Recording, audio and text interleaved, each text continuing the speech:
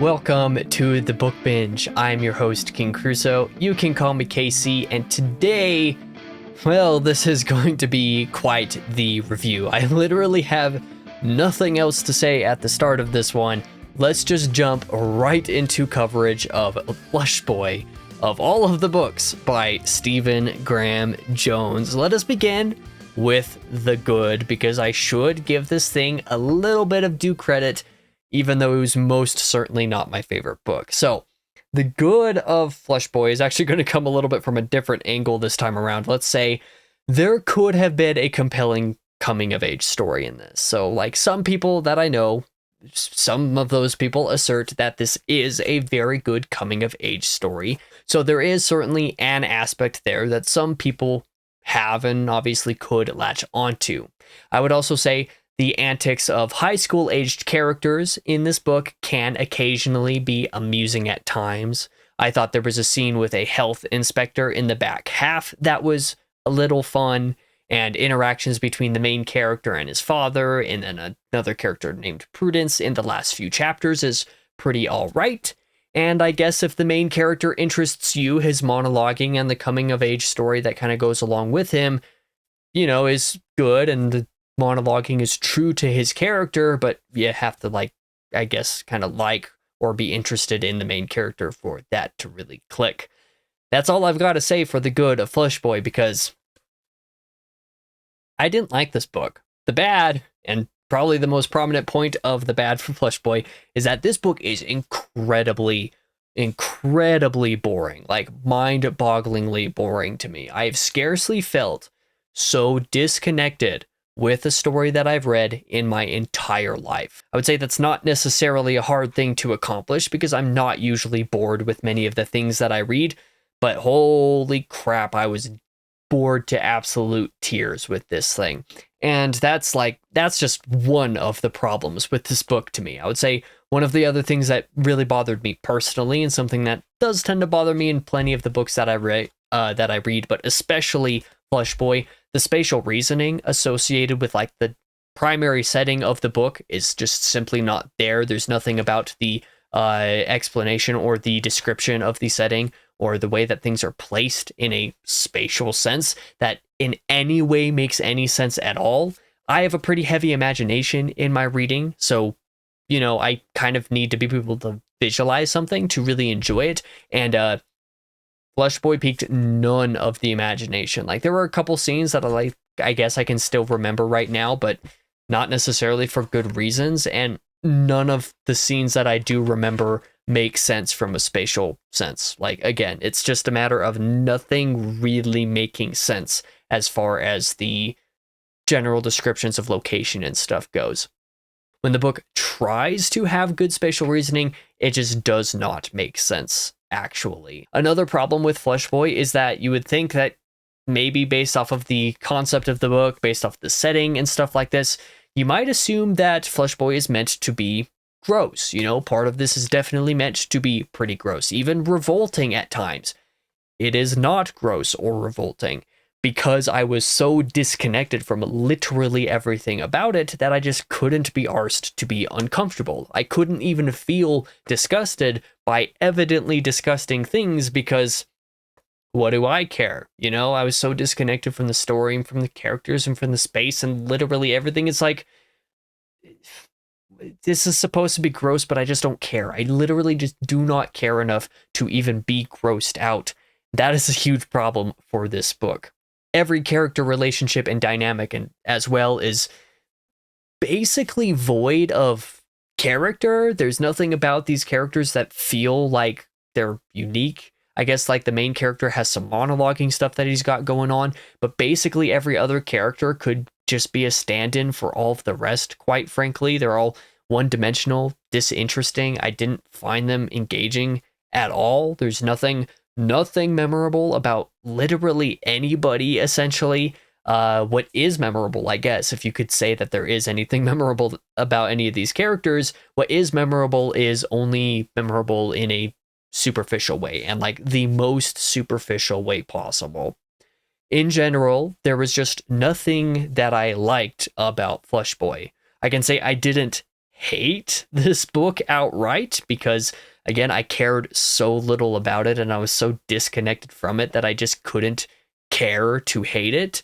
But, there was still nothing that I liked nonetheless. The ugly of Flushboy is actually that I initially DNF'd this book about halfway through. In fact, I think it was pretty much exactly halfway through. I just pulled the plug, DNF'd it. This was technically my first, true committed DNF at the time, because the only book that I've DNF'd up to this point, at this point now, at the time that you're seeing this video, or at least at the time that I'm recording this video, I hadn't actually committed to having been a DNF. It was still on pause at the time that I read this. This would have been my first DNF, and it technically was. I foolishly made the mistake of continuing on with it and finishing it, and it was not worth it at all. One of the most pointless books I've ever touched, and I frankly should not have continued it. I should have left this at a DNF.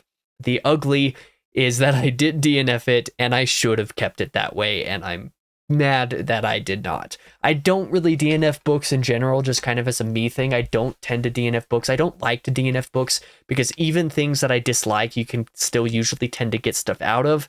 This is the only instance of something that was I didn't get a single thing from this that I felt like was worth the time that I spent reading it, and now I'm kind of mad that I didn't DNF it. Up to this point, so far, there's been no other cases where a book that I've DNF'd I felt like I got nothing from aside from this.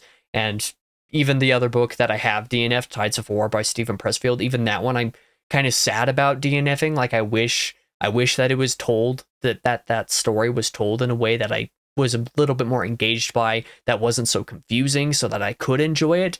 But even that, I got something from. I enjoyed chapter 5 of that book a ton, but I didn't enjoy anything else that I read in it. This is a case of there was nothing that I liked about the book, so I probably should have DNF'd it. The recommendation section, therefore, for this video is very easy. It seems to be the case that a lot of Stephen Graham Jones's specific audience is into this. In fact, I have several friends who unironically, maybe ironically, but it seems like some of them unironically really like this book. I don't get it, actually. It's one of the very rare cases of I do not understand how you could possibly get anything from this book to such a degree that makes it actively worth reading. And even if I did like something about this book, I just cannot imagine recommending this basically ever to anybody. I don't think that anything about this book is evocative enough to encourage reading it. Even if I did like it, I just don't understand why anybody would recommend this to somebody else. It's okay, if you're really into Stephen Graham Jones and his particular style, you'll get something from this that you'll find is maybe funny or actually disgusting in a humorous type of way, in a satirical type of way. You might enjoy something about the story. You might enjoy the satire of the coming of age. I didn't, and I don't even dislike Stephen Graham Jones. I really enjoyed a portion of Mapping the Interior. I really like Night of the Mannequins. I also really like The Only Good Indians. If you want to know my thoughts on either of those other 3 books, I have reviews for all 3 of them. But Flushboy was the biggest nothing burger that I've probably ever read in my life. To repeat, what I said earlier, I didn't absolutely hate Flushboy, but that's because I just cared so little about it that I couldn't care to actively hate it. I just didn't like anything about it. So which of those 2 things is worse? I guess you are free to decide. So there you have it. That is my review of Flushboy. At this point, I'm practically all cut up on reviews. I basically none left to really resort on, but that's at the time of my recording this about halfway through March, whereas this comes out at the end of May. So, as of now, at the time of recording, this is the end of my review backlog of sorts, which in a way is super exhilarating because I've had some of these reviews kind of on the to-do list for about 2 years at this point, at least some of the ones that I did last month. So that's a pretty long time to be waiting to cover some of this kind of stuff. Keeping track of all of that has definitely been a pain as far as the reviews go, so I'm looking forward to being able to move forward with a more or less fresh slate as far as reviews are concerned.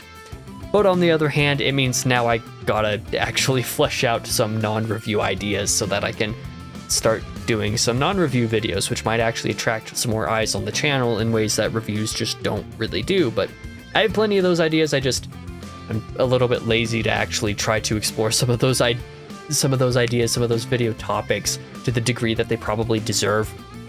Like I said, I have plenty, but it is easy to run out, and half of those ideas might just be garbage in the first place. But either way, thank you for watching this video. If you did, for whatever reason, click on it. I appreciate it nonetheless. For now, I have been your host, King Crusoe. You can call me Casey, and I hope to see you guys in the next video, which I suppose I should say to maybe entice you if you're still watching at this point. Casey Cannon is coming next week. I have my top 15 books and my top 5 series coming out. Looking forward to those for sure.